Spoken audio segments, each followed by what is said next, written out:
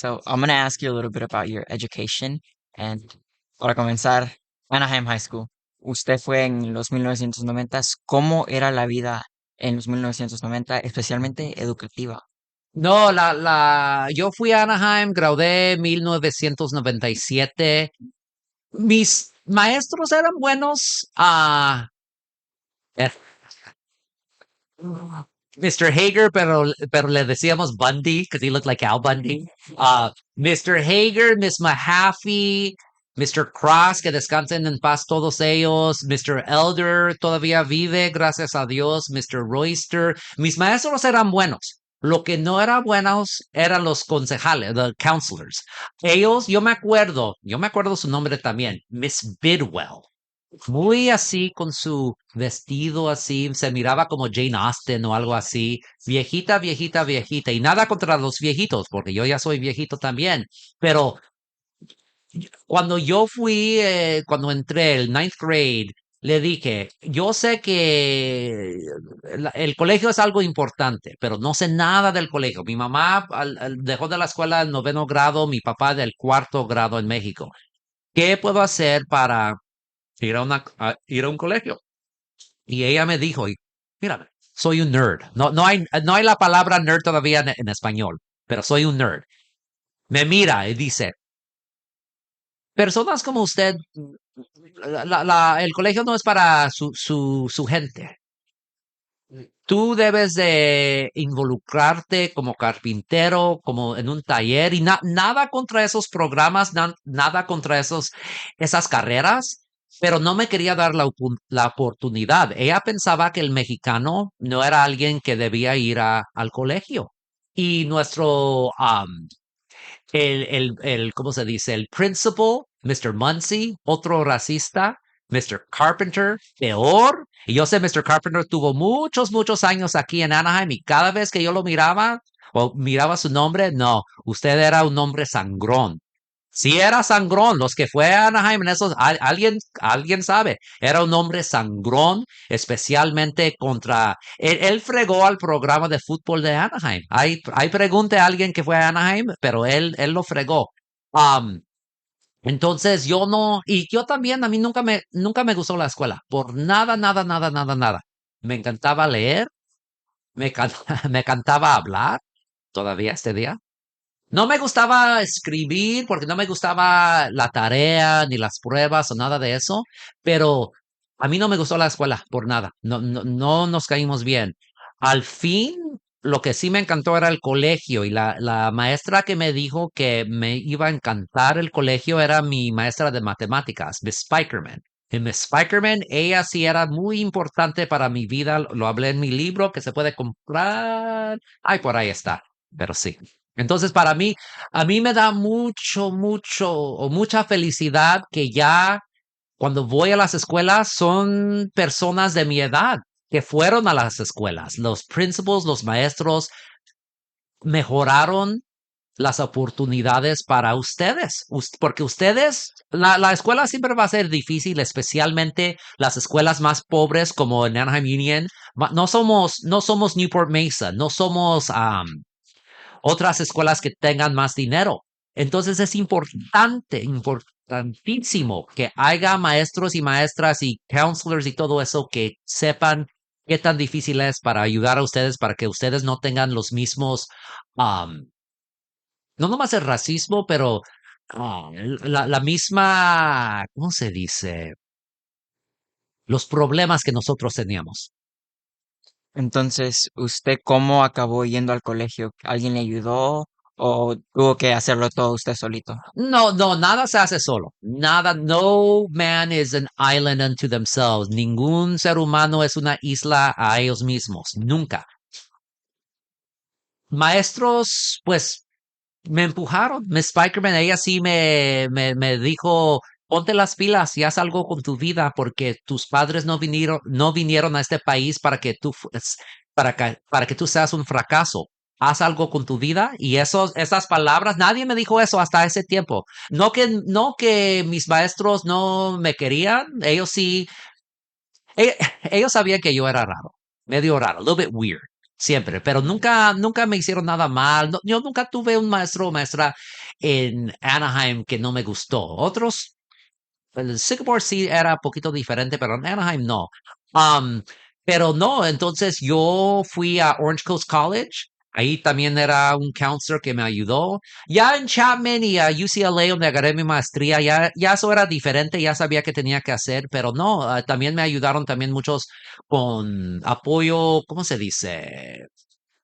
Pues apoyarme mis amigos que en Chapman, no tuve muchos amigos en UCLA porque eso era diferente porque estaba trabajando full time y entonces manejaba hasta UCLA, era, ¿cómo se dice? Commuter student, entonces para atrás, entonces no vivía ahí, no pude hacer muchos amigos ahí. Entonces, ¿usted cuando fue al colegio tenía cualquier idea de que iba a acabar haciendo esto Sí, o no, yo quería ser director de películas, iba a ser el mexicano Quentin Tarantino, iba a hacer películas, iba a hacer Pulp Fiction, y entonces Scorsese y todo eso, y entonces lo que me gustó, porque antes era muy difícil para hacer películas, no teníamos esto, grabar así, no teníamos este equipaje, era mucho más difícil y mucho más costoso. Entonces pensé que quería ser maestro de película, de la historia de la película, porque a mí me encanta la historia, me encanta. Ay, cómo yo puedo hacer historiador para otra carrera. Pero de accidente empecé a ser un periodista. No tengo tiempo para decir toda esa historia, ya lo he contado muchas veces, pero lo que sí voy a decir es que al fin me di cuenta que yo era un escritor, porque mis maestros en Anaheim siempre me decían, oh, tú puedes escribir tan bien, la poesía, tienes un talento, pero increíble, la poesía, ensayos, obras, reportes, todo, todo, todo, tú siempre agarraba marcas, pero buenísimas, sí, pero no hacía la tarea. Cuando hacía la tarea, sí, entonces sí, agarraba buenas, marcas buenas. cuáles fueron las personas o figuras que usted siente que lo influenciaron lo más que cualquier otra persona a usted a hacer lo que hace ahora y ser la persona que es ahora? Pues de persona mis padres. Mis padres me enseñaron a trabajar duro. Mi mamá me enseñó a ser alguien, tratar de ser alguien amable. Mi papá, yo trabajaba y trabajo mucho con mi papá, entonces él sí me enseñó cómo levantarte tempranito y darle duro. Um, Will Swain, él me enseñó cómo ser reportero. Miss Spikerman, ella me dio el empujo, o más mejor la nalgada que necesitaba para ya al fin ponerme las pilas. Y mis amigos también, pues mi esposa también, ya más tarde en mi vida, pero mis padres de todo, porque ellos, yo no, hasta ese día nunca voy a apreciar los sacrificios que ellos hicieron para que mis hermanos y yo tengamos la vida que nosotros tenemos en este país. Todos tenemos nuestras propias casas, todos tenemos nuestros trabajos, todos tenemos ah, todos nos graduamos del colegio, todos por el sacrificio de mis padres. Yo nunca, lo menos que yo puedo hacer en su honor es trabajar duro y siempre contarles a otros la vida de mis padres. Es lo menos que yo puedo hacer, a tratar de pagarles para atrás. Mencionó que cuando usted estaba en el colegio estaba trabajando también al mismo tiempo y quiero saber cómo fue su experiencia con eso y si alguna vez pensó en darse por vencido. No, no, yo los primeros 2 años, cuando iba al OCC, trabajaba en Family Fun Center. Yo con los carritos ahí, los barquitos ¿cómo se dice? Los juegos, ya se me olvidó el pinball y todo eso. Eso nomás era un trabajo, era para pagar los biles. Y entonces los 2 años que yo fui a Chapman, um, trabajaba para una compañía collection agency, pero yo no hacía nada de eso. Yo no me daban filas, las ponía dentro de la computadora y eso era todo. Se llamaba USCB, todavía está ahí en Fullerton, pero no eran nada, nomás eran trabajos, ya. No empecé mi carrera hasta cuando ya me gradué de UCLA, digo, de Chapman.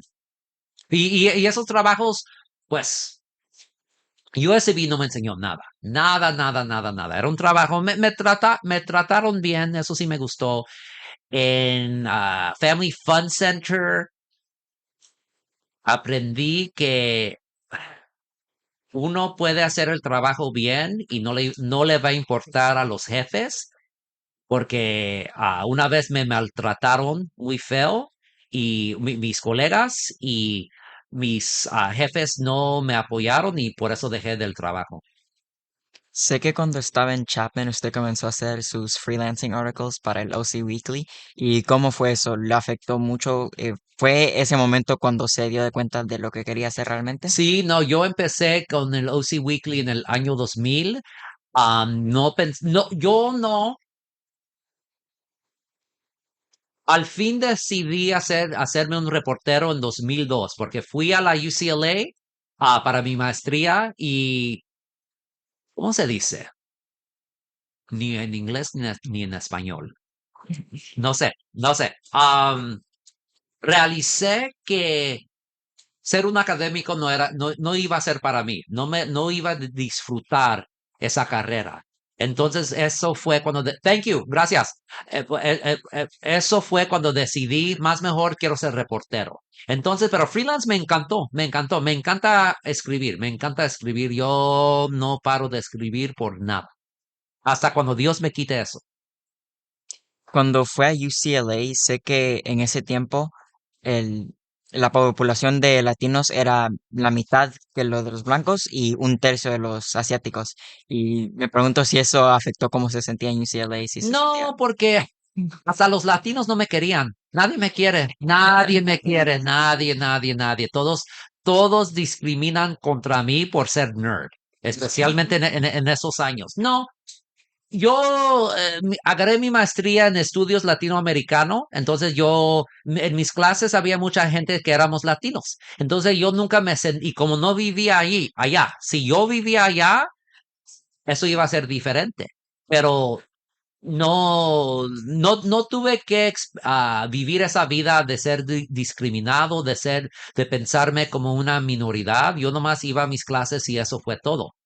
La gente que fue en la escuela conmigo, ellos sí te pueden decir cuentos de eso, pero yo no voy a mentir y decir que yo fui discriminado cuando fui al UCLA ni al Chapman, no fui. ¿Y cómo fue esa transición de ir del colegio al trabajo para usted?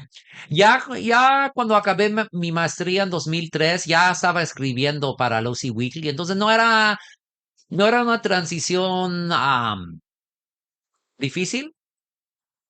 Ya no iba a la escuela, ya tenía más tiempo para escribir, entonces ya pude escribir hasta más que antes. Bueno, esas fueron todas mis preguntas. Lo voy a dejar con Zoe ahora. Hi. So I'm going to talk about your career. My first question is, did you ever consider working for La Opinión, Spanish news media? No, I La Opinión was a good newspaper, but they were too serious. When I got into journalism, it was OC Weekly. It no longer exists, but it was a newspaper that fussed. It was a newspaper that told jokes. It is basically like, especially for you young people, and I'm not trying to reprimand you or anything, because it's just, you didn't grow up with newspapers. Like I grew up in an era, like to get the news, you had to pick up a newspaper. So think of what you see in social media now, all the memes, all the TikTok reels and all that. That's what OC Weekly was, but in words, just weirdness and wackiness. So I immediately gravitated towards that, and I always wanted to stay with it. That's why I never joined the LA Times until I left OC Weekly and the Register. And Spanish language media, yes, it was important, but like again, I never wanted to be limited just by my Latinidad. Like Why? And this came from a very important author, Sam Quinones, because I told him, how could I be a great Latino journalist? He's like, why don't you just want to be a great journalist? Why shouldn't you be able to cover surfers in Huntington Beach just because you're Latino? You should do the stories about Latinos, but you could do anything. And that just always really resonated with me. Like, look, I'm very proud of who I am as a child of Mexican immigrants. I consider myself to be Mexican, Chicano, Latinx, all of those things. But when it comes to me being a reporter, I care about the story. And I'm not going to limit myself to stories. So I think just being at La Opinión would be too limiting for me. And I've done some translations of my stories, and obviously podemos hablar en español si necesito, pero my journalism is what my job is, which is LA Times, which is in English. Okay, for my next question, it's how did you decide on your first job as a freelancer? It's not that I decided, it's just that I fell in it. So I'll tell the story. So I was volunteering, I would say working, but volunteering on a campaign for a former council member, who's no longer a council member. She's a judge, and she's one of the worst judges in Orange County, Claudia Alvarez. Terrible, terrible, terrible. Look up my stories about her. I'm not going to get into her too much. But I was volunteering on that campaign. I late at night in like her mom's realtor office in Santana, off of Tustin, and I go throw something away, and I see this newspaper called OC Weekly, and I had never heard of it before. But I pick it up, and it's an April Fool's issue, so all of it was fake news, like The Onion, like very funny. But there was an article saying it's called Five Latinos We Really Like. And it's all racist people, like self-hating Latinos, white people, like the worst of the worst. I thought it was hilarious though. It was sad. It was satire. It was satire, but I knew people were going to be very upset by it. So I decided to write a fake angry letter to the editor saying, how dare you not include this person for the old people? I'm like, how dare you not include Barbara Coe, who's one of the worst people imaginable in Orange County history? I don't wish ill on anyone. I never wished ill on her, but when she passed away, the most ruthless thing I ever wrote was her obituary. But that's a whole other thing. And I stand by it. Um, but I wrote it, and then I told the editor, I said, how can I get a story in the OC Weekly? Because I was volunteering on this campaign for Claudia Alvarez. And he tells me how, but I was still a film student at the time, so I didn't want to be a reporter. But eventually, to make a very long story short, I kept giving them ideas. And then they finally said, well, you should write for us. And I started writing. The very first article I wrote was about how, again, not contrarian, but I'm always looking at things, but how the Democratic Party was using the idea of former California Governor Pete Wilson, who was the main push behind a very anti-immigrant resolution in 1994, Proposition 187, how the Democratic Party was using Pete Wilson to scare Latinos into voting Democrat. I was pretty political at that point, but then my second article was about Los Tigres del Norte. My third article was about um, Mexican seafood for a food issue. So and then my fourth article was about a restaurant that still exists off of Euclid and La Palma called Wind Thai Cuisine, which is super, super good. And they still have my old review there. At this point now, it's 24 years old and it's still there hanging, which is cool. I mean, it's cool. It's cool that they still at least remember like the nice gesture that I did, you know? Yeah. What do you think was your craziest story as a freelancer? God. I'll tell you the wackiest idea, the thing that cannot ever be done anymore because you don't have OC Weekly anymore. So one day, again, I'm a big baseball fan. And I look at opening day. I'm not an Angels fan. I've never been an Angels fan. I'm not a Dodgers fan either. I'm just a baseball fan. But I see the roster. I'm like, you know what? I think this is the first time ever the Angels don't have a black baseball player on their roster. And by black, I mean American, not like, Afro Latino.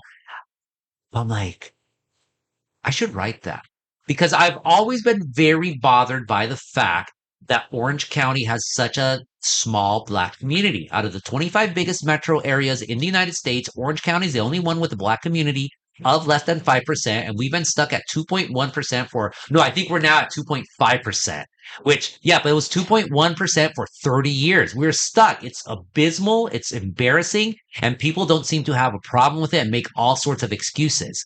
So I'm like, let's just write this. This is interesting. And so I went through all opening day rosters I met. So I went through all the opening day rosters that the Angels ever had. And so from day one, 1961, that was Leon Wagner, Daddy Wags, all the way through. There was always one African American on the staff. And I can't remember what year this was. I think I was already an editor, so it might have been 2012, 2013.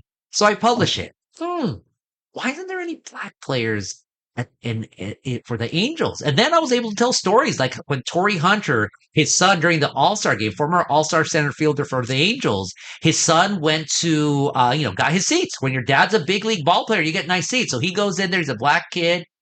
Usher says, "Oh, your people don't belong here. You're like, what are you doing here? I'm the son of Torrey Hunter. No, you're not. Like, prove it." Like, he told these stories of just complete and utter racism.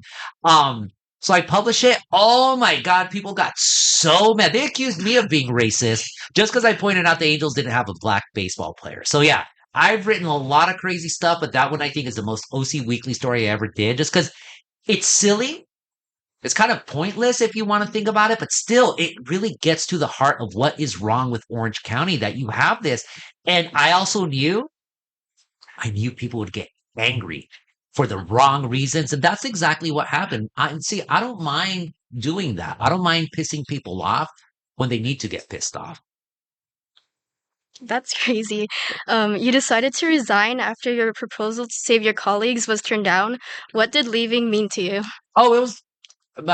So I left OC Weekly, which was my dream job in 2017 because the owner wanted me to lay off half the staff and I refused. Um, I didn't tell my, I told next to no one on my staff until the morning of. So it came as a huge shock to everyone. I mean, it made national news. It made national news because very few people sacrifice themselves like that. And I had been I had devoted my entire career there. It was heartbreaking. It was crushing. I mean, how many people can say they had a dream job and then walk away from it? You don't want to walk away from your dream job, but I did.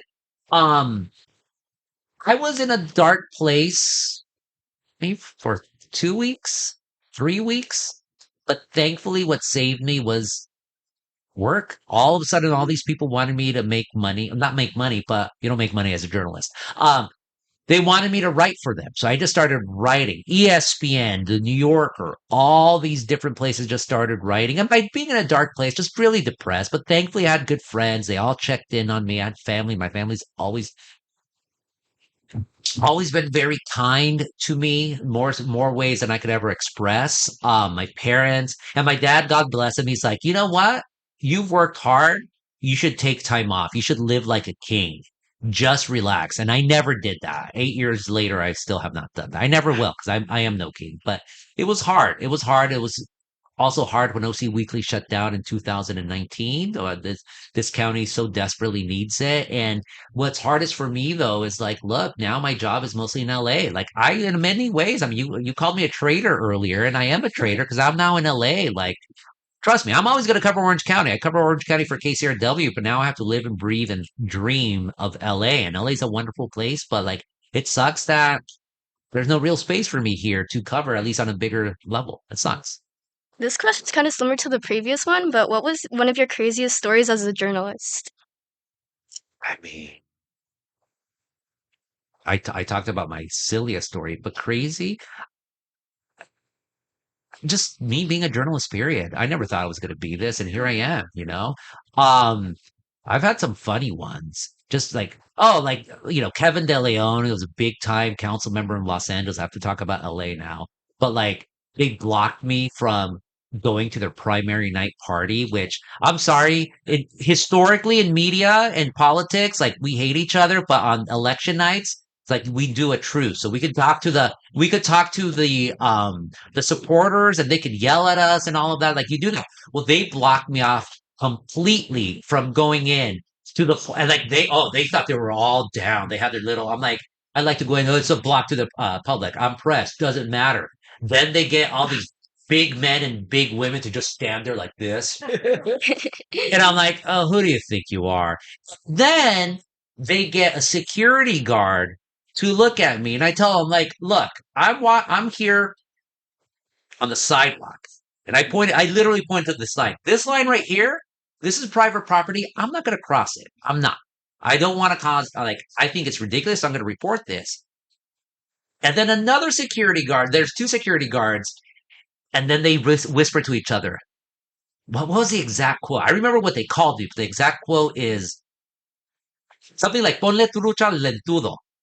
Basically, watch out for four eyes. Lentudo is four eyes. And these security guards are coming in, and one comes up to me. I'm like, dude, I'm not gonna do anything, okay? I'm reporting. And then like it was such a fiasco. And then at the end, I'm walking away. This is like 11:30 at night. It's cold in El Sereno. And then I just hear yell, Arellano, you're a gusano, which is, very, they're fighting terms for Cubans who are opposed to Castro. It's basically calling me a worm. I'm like, thanks. And then he comes up to me and yells at me for an hour, like for an hour. And he's drunk. His beautiful wife is trying to pull him away, but no, he wants to be with me. That wife better leave him because come on, you're going to spend your time yelling at a stupid reporter instead of being with your wife. What a pathetic life do you have? And the best part about it, I got to write all about it. And Kevin De Leon lost big time. There's a saying in journalism. I'm going to update it for the young generation, but the old saying is, "Don't pick a fight with someone who buys ink by the barrel." Now it would be, "Don't pick a fight with someone who gets their memory by the terabyte." Like you don't do it. That's funny. What was the difference in experience working for the OC Weekly versus working for the LA Times? I mean, it's completely different. The LA Times is a mainstream newspaper. You cannot cuss. The LA Times, they want me to do bigger stories, so I can't do small little things like Angels, no black players. They want me to be profound, and I don't have a problem with that at all. I mean, who gets to have excuse me, who gets to have two dream jobs in their life? I got to, because me being a columnist for the LA Times, it is a dream job. I absolutely love it. But like, it's not Orange County, which is fine. I like it's exciting to I mean, of course I knew Los Angeles, but it's exciting to cover Los Angeles and like basically be a brand new reporter all over again. I love the job. I absolutely love the job. I write only 2 times a week. At the OC Weekly, I used to write 4 or 5 times a week, but that was just again different things and I had more responsibilities. But I mean, look, they've never told me I can't write a story. I mean, they'll approve most of my ideas, not all of my ideas, but it's been great. It's been absolutely great. And I hope I have it as long as I can. Thank you. And for my last question, as someone who was nominated for a Pulitzer Prize for your columns that told the stories of Latino communities, what advice can you give us when we try to collect these stories here in Anaheim? Yeah, I wasn't not like I don't mean to be one of those people, but I'm going to be one of those people. Anyone could get nominated for a Pulitzer Prize. I was a Pulitzer Prize finalist. Only 3 people in every category get it for that. And again, I am not saying this. It's kind when people are more impressed by that accomplishment than I am. I don't care about awards. Don't get me wrong. I know it's a huge accomplishment. There's only been in commentary, which is where I was a finalist, there's only been 3 Latinos ever nominated, or you see, I do that too, that were Pulitzer Prize finalists. 3 in 50 years, which is pathetic, absolutely pathetic. The other 2 were women. I think one won, a Cubana from the Herald, I believe, and then there was a Boricua woman for the Atlantic a couple of years ago. But I mean, the advice in terms of, and then I got the finalist honor because the whole year was about Latinos in politics. So I did a history of Latino politics in Los Angeles, just a different how Latino power plays out in LA. I did a big road trip talking to basically doing stories I had ever always wanted to do. It just happened to be an election year, so it wasn't just about Trump. Um, but in terms of gathering stories, I mean, first and foremost, everyone has a story. Don't think that people like you should not just get the stories of the famous people. I don't. I've done celebrity interviews. Celebrities are very interesting, but I prefer to talk to people who are unknown.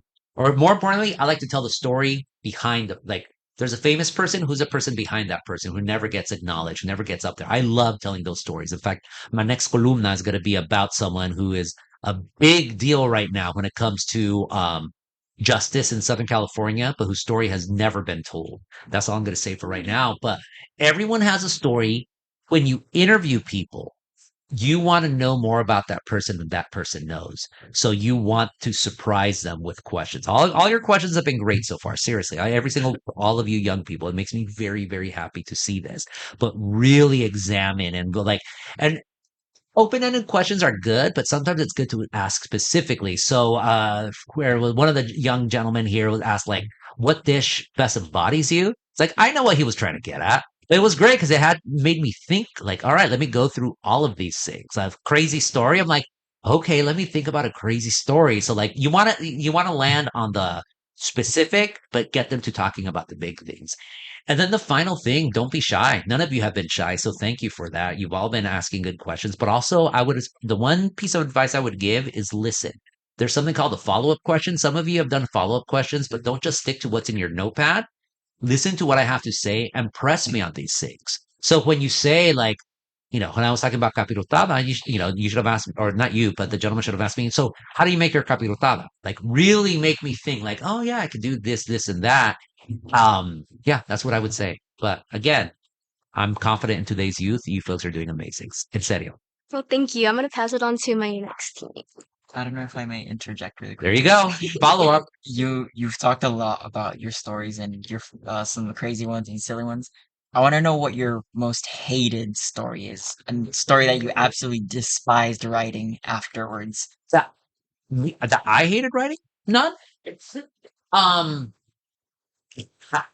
there was one story I cannot talk about for legal. Well, no, I'm right about that story. I'm sorry, I'm not going to share it here, but it was me making a huge, huge, huge mistake that I felt completely embarrassed about, but I saved myself from a libel lawsuit because I'm like that type of person who can do that. So I'm just gonna leave it at that. But in terms of hating a story, none. I mean, as a reporter, you have to adjust.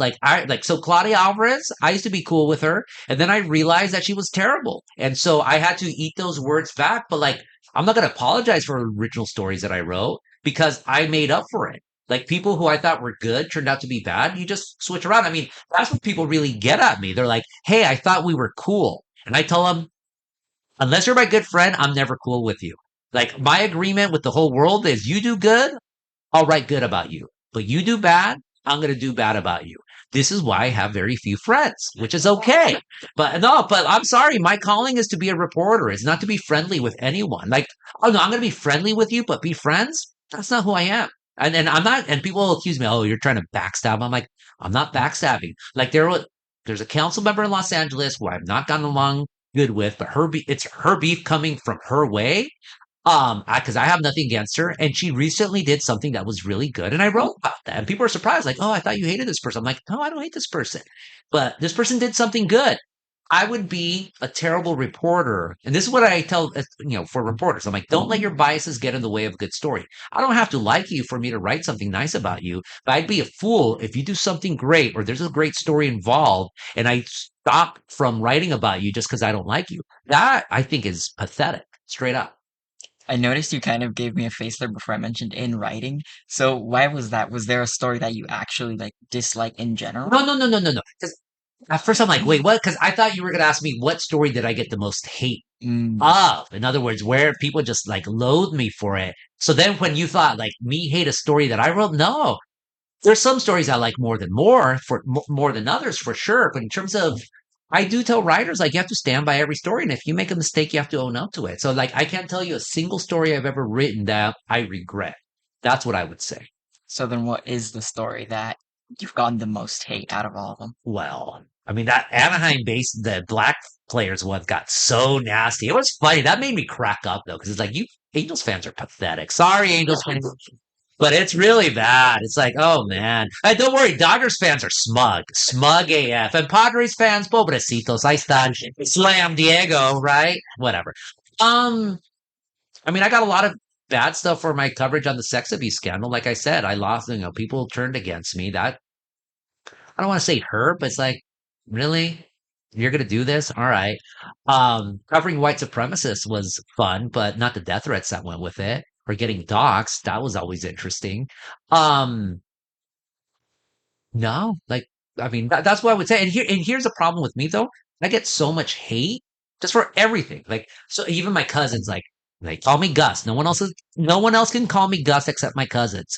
But they're like, that's the thing with Gus. You either hate, like, not family. My family all loves me, thank God.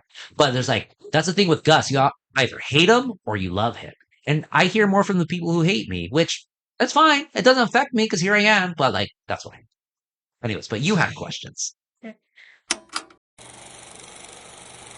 Hello, Mr. Arellano. My name is Isabel Laura, and I'll be asking you questions on your music articles. First, I'll Music. start off with a simple question. What was your favorite music article that you've written? My favorite musical article that I've written has not been published yet, so I can't talk about it. All I can tell you is everyone should subscribe to Alta Journal, and it was their idea. And I worked on something, and I actually have a copy that I'll give out to people here because I have extra copies of Alta Journal. Um, but it was such a cool idea, and then the execution of it, like they loved it, and it was a hard story to do, but like Alta Journal, if you've never heard of it, it's like the New Yorker of the West. So it's a literary magazine. It's big, gorgeous photos, and they just have a lot of fun. So I've written a lot of great music stories, but this one in particular, I was just so proud of. I'm like, it's not that I don't love my job, period, but it's like seeing this, I'm like, this is why I continue to write instead of doing videos and all this, because this was fun. When do you think it'll be released? It's going to be released. It's going to be for the spring edition. So probably online because they just came out with the fall edition. Then they'll have winter. Although I think it's the next one, maybe like January, February. Like I'm going to get my edits next week and then it's going to be a whole process. It'll be online. That Alta's different. It'll be in print first, excuse me, and then it'll be online. But Hmm. For my next question, why did you choose to start off your career with writing about rock en español?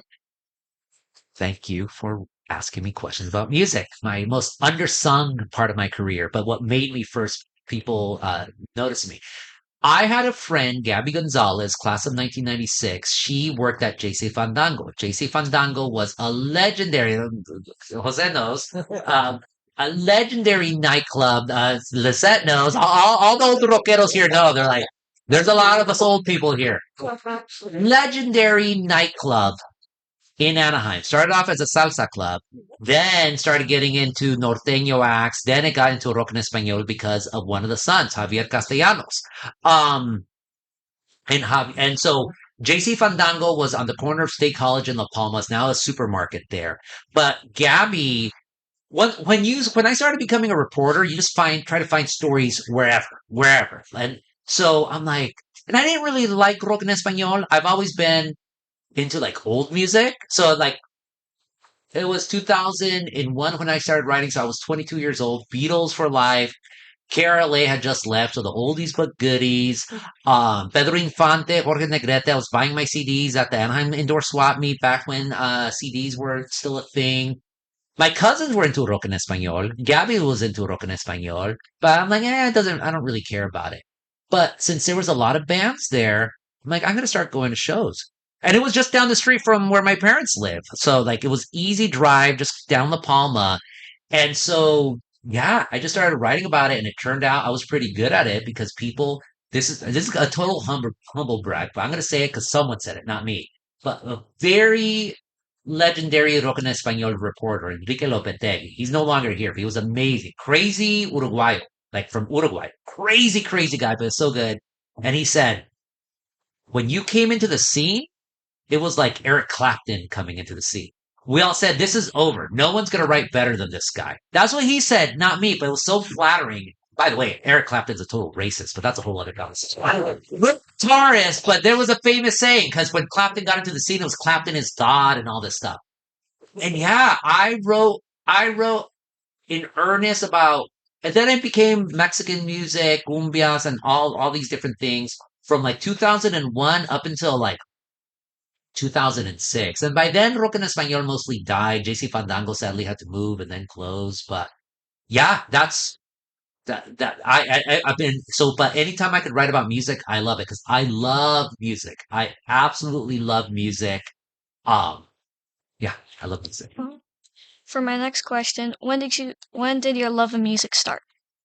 Oh, that's a chiquito, young age. I mean, I have memories of my dad. his my dad and mom's old LPs, and then he got little cassettes, Tamborazo Jerez 75, and then it was like the tapes was in the early 90s, and he got CDs. My dad got Ramon Ayala El Disco de Oro, and then Antonio Aguilar, the CD that starts off with Cuatro Meses. No, no, no, no. Yo a tu casa no voy. Yo te amo, Maria. That's what it's called.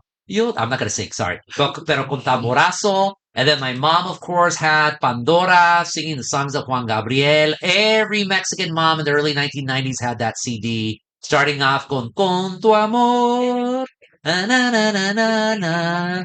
So I grew up in that musical family. They never played instruments. My parents never sang, but I just absorbed all of that music. And me growing up, you know, the first English song I remember is Runaway by Del Shannon.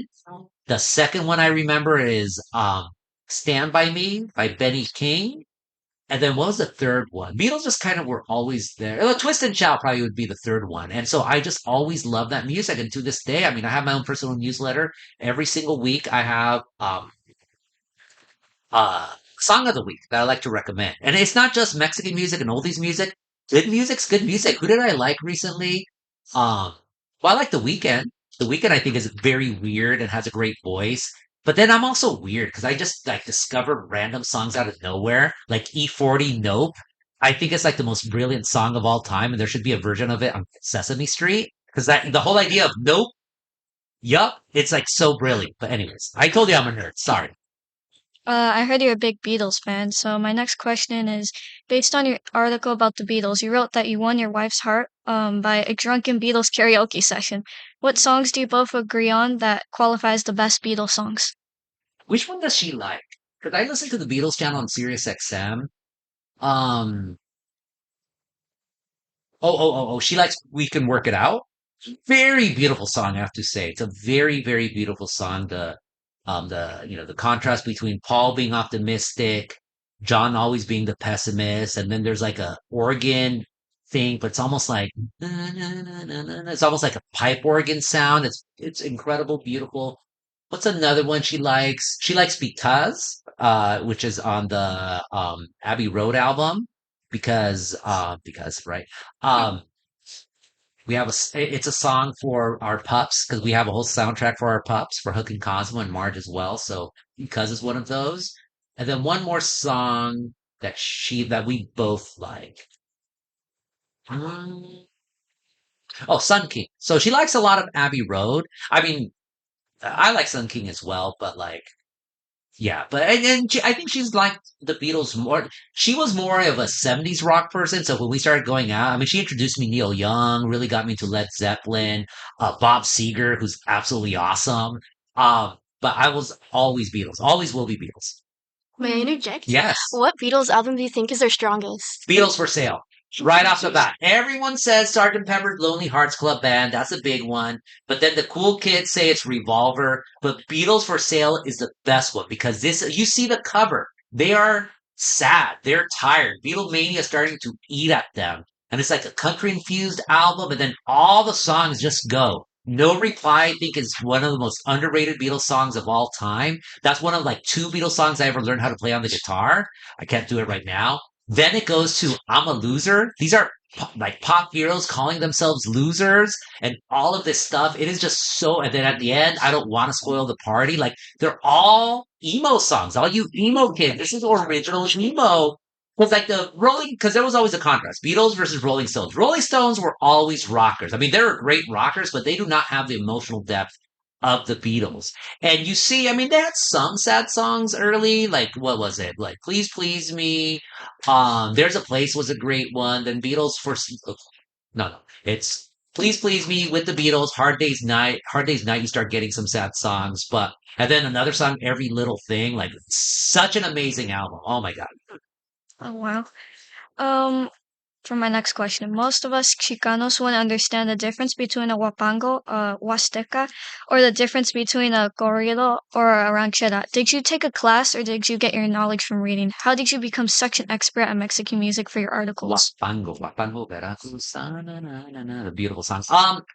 Just learning. I mean, growing up, we're from Zacatecas, so we grew up with, I mean, it's also the 90s, so Banda Machos, Techno Banda, Tamborazo, of course, Antonio Aguilar, Rancheras, and all that. The more regional styles, no. I just started again.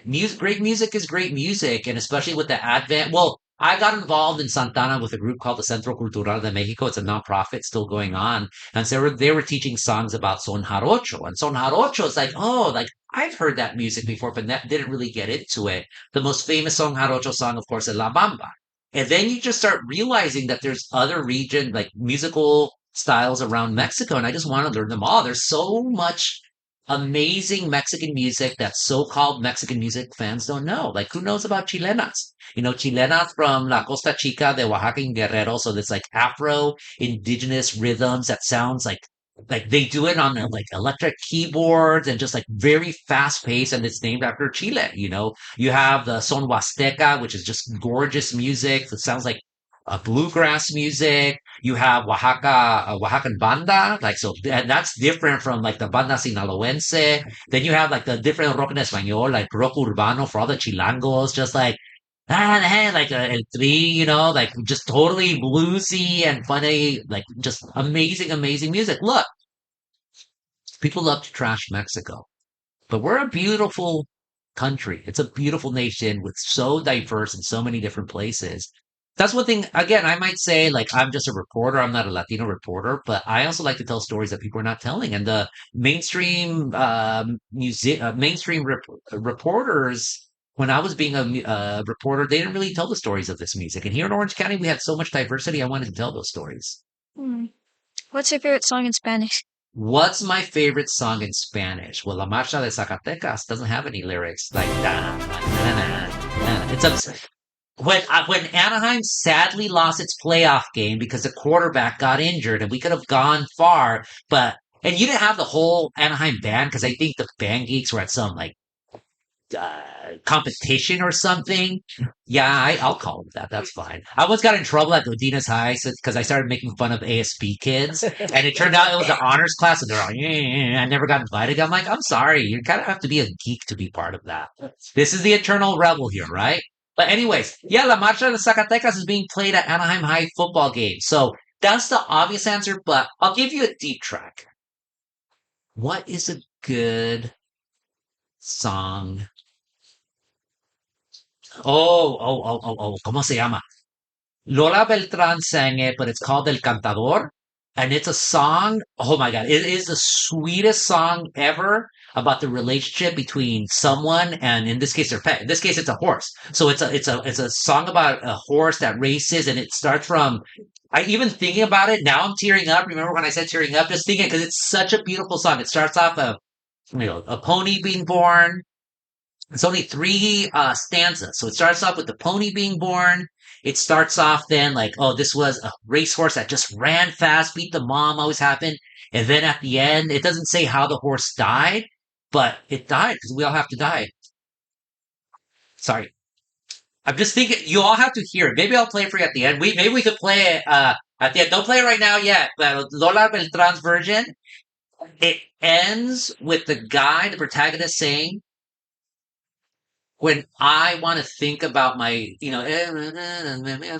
amigo más fiel, my most loyal friend, at the end it says, when I want to think about him, I go out to the field, to the pasture, as the sunset's coming up, and I just think about it. And it's a woman singing it, but like it was done by Nicandro Castillo. It is one of the most, again, the best song ever about a relationship between a person and their pet. It is so sweet because it's about life. You're born, you live, and you die. And it's a beautiful song. Absolutely beautiful song. I would like to hear your version of it. Sing it. I'm not going to sing it.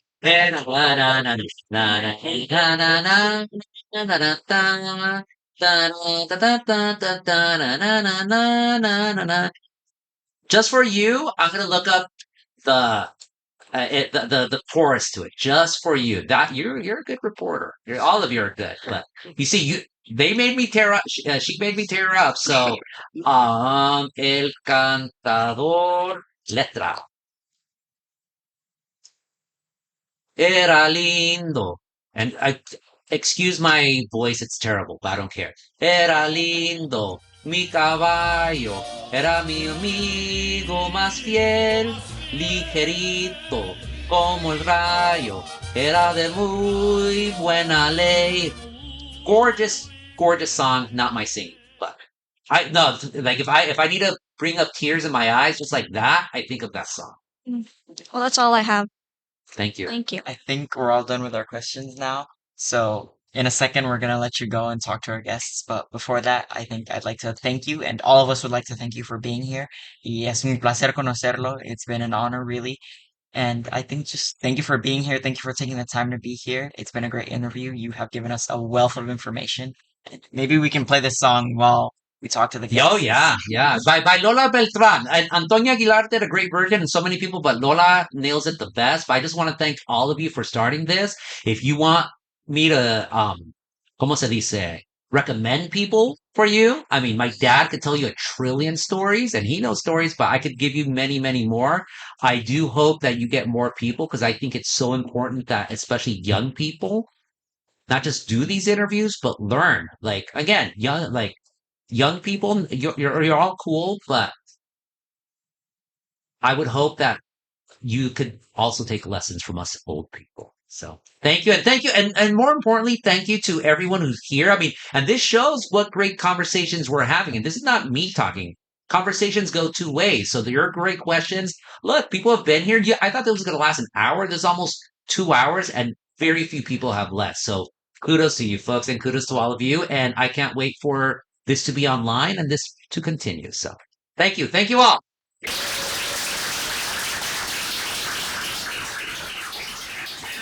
Everyone buy something. If you don't, you better watch out. Thank you all. Thank you. We have you on your dad. Oh, yeah, I'll bring them. Gracias. And Profe Veina, I want to recognize Profe Veina because it was Profe Veina's idea to collect these stories. And Profe, muchas gracias por estar aquí con nosotros, and I hope that we're doing you proud because this is your work.